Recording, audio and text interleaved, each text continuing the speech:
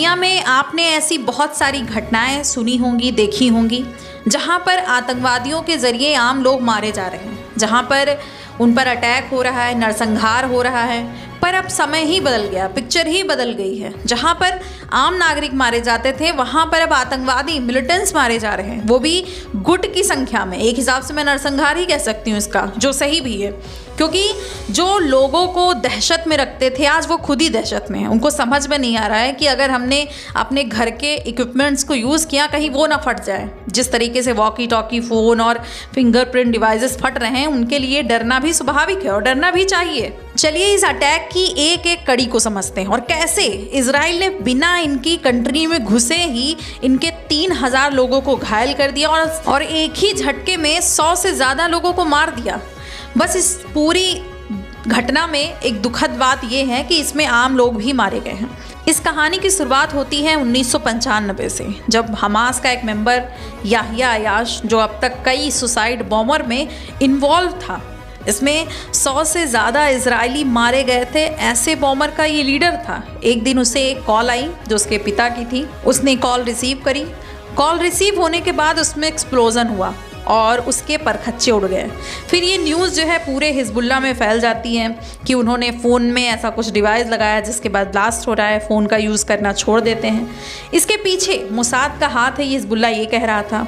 अब हो भी सकता है अब वो फ़ोन की जगह वॉकी टॉकी, पेजर जैसी चीज़ों का इस्तेमाल करने लगे। फ़लस्तीन वॉर के बाद इजराइल और हिजबुल्लाह के रिश्ते ख़राब हो चुके थे और हिजबुल्लाह भी इजराइल को घेरने लगा था, कई अटैक भी करता है। इजराइल ने इन सारे अटैक का सिर्फ एक कार्ड खेला, जिसमें एक साथ ही हिजबुल्लाह के 3000 मिलिटेंट्स को घायल कर दिया और 100 से ज़्यादा लोगों को ढेर कर दिया। अब जानते हैं क्या है पेजर और कैसे इस पर अटैक किया गया, कैसे पूरी दुनिया में इस पेजर की चर्चा हो रही है। We'll start this hour with the latest on the electronic pager explosions in Lebanon.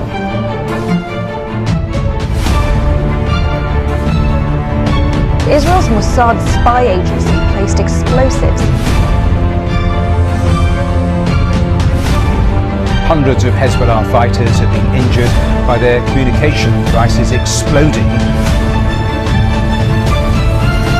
Lebanon में सुबह हुई, लोग नॉर्मली सब थे और मार्केट में सब शॉपिंग कर रहे थे, तभी अचानक बैक टू बैक धमाके स्टार्ट हो गए, जिसमें अफरा तफरी मच गई, लोग घायल होना स्टार्ट हो गए, एम्बुलेंस की आवाज़ें आने लगी। धमाका कहाँ से और किधर से हो रहा है ये जब तक लेबनान समझता तब तक काफ़ी देर हो चुकी थी।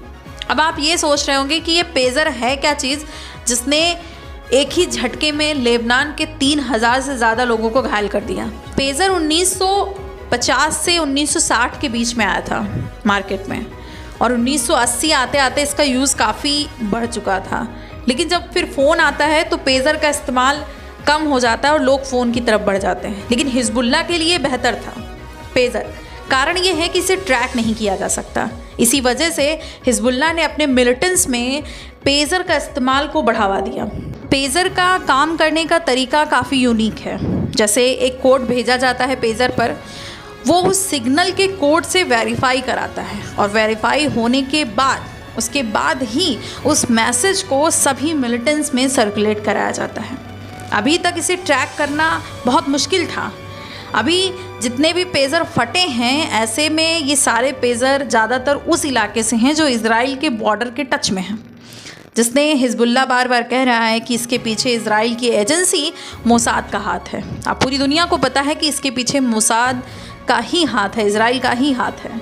पर ये हिजबुल्लाह भी कुछ कम नहीं है। इसने भी अपने फाइबर ऑप्टिक्स नेटवर्क को बना रखा है ताकि इजराइल या फिर कोई अन्य बड़ा देश इसे इंटरसेप्ट ना कर पाए। इनकी खुफिया एजेंसी कई सारे काउंटर इंटेलिजेंस डिवाइसेस का भी यूज़ करते हैं जो अन्य देशों के खिलाफ होते हैं। फॉर एग्ज़ाम्पल, आप इलेक्ट्रॉनिक सर्विलांस है, इंटरसेप्ट टेक्नोलॉजी है, ये उन देशों के पास होती है जो काफ़ी डेवलप हो चुके हैं। अभी 2011 में सेल फोन डाटा को एनालिसिस करने का भी काम हिजबुल्लाह ने शुरू कर दिया। यही नहीं, हिजबुल्लाह ने रशिया और ईरान से मिल करके एक काउंटर इंटेलिजेंस सिस्टम को भी डेवलप किया, सीखा। लेकिन हिजबुल्लाह अभी भी पेजर का ही इस्तेमाल कर रहा था और पेजर का सिस्टम हिजबुल्लाह ने 1980 में यूज़ करना शुरू किया था। इसके पीछे कारण है कि उसे ट्रैक ना किया जा सके। लेकिन हिजबुल्लाह के जो सेक्रेटरी जनरल हैं हसन नसरुल्लाह, उन्होंने कुछ समय पहले अपने संगठन, अपने मिलिटेंट्स को जानकारी दी थी कि वो फ़ोन और पेजर का यूज़ ना करे, उसको लेकर के घूमे ना, ताकि इससे इजराइल उन्हें ट्रैक ना कर सकें, उनके संगठन पर अटैक ना कर सकें। और ऐसा ही हुआ। इजराइल के लिए भी इसे ट्रैक करना इतना आसान नहीं था। जिसे किसी कंट्री ने अब तक ट्रैक नहीं किया, उस पर अटैक हो गया, एक बहुत बड़ी बात है। पहले तो इजराइल ने इसके ह्यूमन नेटवर्क को पता करता है, देन उसने पेजर की सेफ्टी को पता किया, पेजर की सप्लाई चेन को फॉलो किया, कितने ऑर्डर कहाँ आते हैं, कहाँ से जाते हैं, सब चीज़ें उसने सारी डिटेल निकलवाई। इसके बाद हिजबुल्लाह का इलेक्ट्रॉनिक सर्विलांस क्या है, उसका पैटर्न क्या है यूज़ करने का। यही नहीं, इजराइल ने रेडियो ट्रांसमिशन इंटरसेप्ट डिवाइसेस का भी पता लगाया, ताकि एग्जैक्ट लोकेशन जो है पेजर की, फ़ोन्स की, वो पता चल सके। इसके बाद इजराइल के पास सिर्फ एक चीज़ बची थी, वो था प्लान को अंजाम देना। और उसने बैक टू बैक एक कोड भेज करके सारे पेजरों को एक साथ ब्लास्ट कर दिया। जितने भी न्यू पेजर मार्केट में उतरे थे, उन सब में लिथियम बैटरी का यूज़ हुआ था, ये इजराइल को पता था। और इन्हीं में ब्लास्ट से 3000 लोग घायल हो जाते हैं और 100 से ज़्यादा लोगों की डेथ हो जाती है। लिथियम बैटरी जब ओवर हीट करती है तो ये प्रॉब्लम आती है, स्वाभाविक है। ये बैटरी फ़ोन, लैपटॉप, इलेक्ट्रॉनिक खिलौने में यूज़ होती हैं। ये 590 डिग्री सेल्सियस पर आग पकड़ सकती हैं। अब इजराइल ने इन्हीं सारी चीज़ों का फ़ायदा उठाया और फर्स्टली ये पेजर को हैक करती है, देन ब्लास्ट। बट उनके इसके लिए पेजर के सर्वर तक पहुंचना बहुत ज़रूरी था। बिना सर्वर के ये सब नहीं हो सकता था। उसमें एक चिप ऐड करनी थी, पेजर के प्रोग्राम को ओवरलोड करना था, ऐसी चीज़ें करने के बाद उसे ओवरहीट करना था, देन उसमें ब्लास्ट हो सकता था। और एग्जैक्ट इजराइल ने ऐसा ही किया, एक साथ सारे पेजर को ओवरलोड किया और प्लान के अकॉर्डिंग सब में ब्लास्ट कर दिया, जिसमें कुछ लोग घायल हुए तो कुछ मर गए। ये दुनिया का एक इकलौता ऐसा ब्लास्ट है, बिकॉज इससे पहले हिस्ट्री में कभी ऐसा ब्लास्ट नहीं हुआ। अब हिजबुल्लाह में अफरा तफरी थी, लोग समझते संभलते उससे पहले ही नेक्स्ट मॉर्निंग लेबनान में वॉकी टॉकी, सोलर प्लांट और फ़ोन में ब्लास्ट होना स्टार्ट हो गया। उसे भी ऐसे ही हीट किया गया और ब्लास्ट कर दिया गया। इस हमले में 32 लोग मारे गए और 5000 लोग घायल हो गए। ऐसे में हिजबुल्लाह के जो लड़ाके थे, जो वॉकी टॉकी का यूज़ करते थे, अब वो बचे थे, वो भी इसमें निपट गए। एक अटैक हिजबुल्लाह के सांसद अली अम्मार के बेटे के जनाजे में हुआ। एक्चुअली उनका बेटे की जो डेथ हुई थी वो पेजर हादसे में हुई थी और वो उस जनाजे में शामिल थे। उनके पास वॉकी टॉकी था और अली अम्मार की इसमें डेथ हो जाती है। इसी वॉकी टॉकी का जो नाम है वो है ICOMV82 और इसको जापानीज़ कंपनी के द्वारा इम्प्लांट किया जाता है। इसमें भी लिथियम बैटरी का यूज़ होता है और इजराइल की मोसाद एजेंसी ने इसका भी फ़ायदा उठाया। अब हिजबुल्लाह का जो स्टेटमेंट है कि वॉकी में और पेजर में एक तरह से विस्फोटक लगाया गया था। उनका कहना है कि 3 से 15 ग्राम के आसपास विस्फोटक लगाया गया, देन इसमें लिथियम बैटरी में एक कोड छिपाया गया और उसके कोड के जरिए उसमें ब्लास्ट कर दिया गया। वहीं इजराइल अभी भी कोई स्टेटमेंट नहीं दिया है। हिजबुल्लाह रट लगा रखा है कि ये अटैक मोसाद एजेंसी द्वारा कराया गया है। अब अगर देखा जाए तो 100% चांसेस हैं कि इसमें इजराइल ने कराया है, क्योंकि इजराइल पर कई बार हिजबुल्लाह ने ऐसे घातक अटैक किए हैं जिसमें उसके आम नागरिक बुरी तरीके से मारे गए थे। अब ऐसे में हो सकता है कि इजराइल ने ऐसा किया हो और करना भी चाहिए। ये एक तरह की वो सर्जिकल स्ट्राइक है जो भारत ने पाकिस्तान में करी थी, पर भारत को घुसना पड़ा था। इजराइल ने बिना घुसे ही उनके 3000 लोगों को खतरे में ला दिया। अब इस तरह के अटैक्स में इजराइल की हिस्ट्री भी रही है।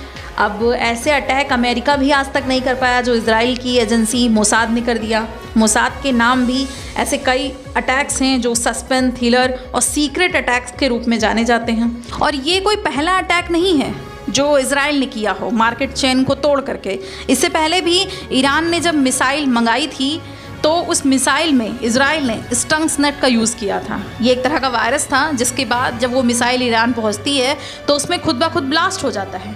और इस अटैक से जो मिसाइल तो ब्लास्ट हुआ ही था, साथ में काफ़ी हद तक एरिया को भी डैमेज कर दिया था जो उसके आसपास था। अब इससे ईरान का जो ड्रीम था न्यूक्लियर पावर कंट्री बनने का वो भी ख़त्म हो जाता है। यही नहीं, कुछ समय पहले जब ईरानी राष्ट्रपति इब्राहिम राइसी और कुछ फॉरेन मिनिस्टर्स के साथ में जो है वो हेलीकॉप्टर से सफ़र कर रहे थे, उस हेलीकॉप्टर भी अपने आप ब्लास्ट हो जाता है और ये सारे लोग मारे जाते हैं। अब इस अटैक के 1 महीने पहले ही ईरान ने इजराइल पर अटैक किया था। तो क्या इसके पीछे इजराइल का ही हाथ है? जहां इसका जवाब मिल नहीं रहा था, वहीं एक और घटना हो जाती है। वो है हमास के पॉलिटिकल चीफ इस्माइल हानिया की मौत का। उनकी मौत भी बॉम्ब ब्लास्ट में हुई थी। पहले समझ आ रहा था कि ये एक मिसाइल स्ट्राइक है जो ड्रोन या फिर प्लेन के थ्रू हुआ है। जब रियलिटी सामने आई तो पूरी दुनिया में चौंकाने वाली न्यूज़ थी। मोसाद काफ़ी टाइम से हानिया को फॉलो कर रहा था। वो कहाँ ठहरा है, कितनी सिक्योरिटी है और कैसा होम स्ट्रक्चर है, सब कुछ पता कर लिया। अब जो प्रॉब्लम थी वो ये थी कि उस तक पहुँचा कैसे जाए, बिकॉज अगर ड्रोन या प्लेन के थ्रू हमला हुआ तो होटल में और भी नागरिक और भी बेकसूर लोग मारे जाएंगे। ऐसे में एक टारगेटिंग अटैक करना था इजराइल को। इसमें इजराइल दुनिया की नज़र में आए बिना उसे मारना चाहती थी। अब एक रिमोट कंट्रोल बॉम्ब उस रूम में रखा गया जिसमें हानिया 2 महीने बाद ठहरने वाला था। और एग्जैक्ट जब वो वहाँ पर रुकता है तो उस रूम में बॉम्ब ब्लास्ट कर दिया जाता है। अभी तक इजराइल ने किसी भी हमले को स्वीकार नहीं किया है। उसका कहना है कि जो आतंकवादी संगठन है, हिजबुल्लाह है या फिर ईरान में जो आतंकवादी संगठन मौजूद हैं, उनके द्वारा काफ़ी बेगुनाह लोगों को मारा जाता है। खास करके इजराइल में कई अटैक हुए हैं। ऐसे में इजराइल हमेशा से टारगेटिंग करके इन सारे आतंकवादियों को एक तरह से लीडर हैं उनको मारने का प्लान बना रहा था। उनके प्लान में एक और व्यक्ति शामिल था, वो था मोहसिन फ़खरीज़ादा, जो फादर ऑफ पॉप के नाम से जाना जाता है। और ये व्यक्ति वही है जो ईरान के न्यूक्लियर पावर को लीड कर रहा था।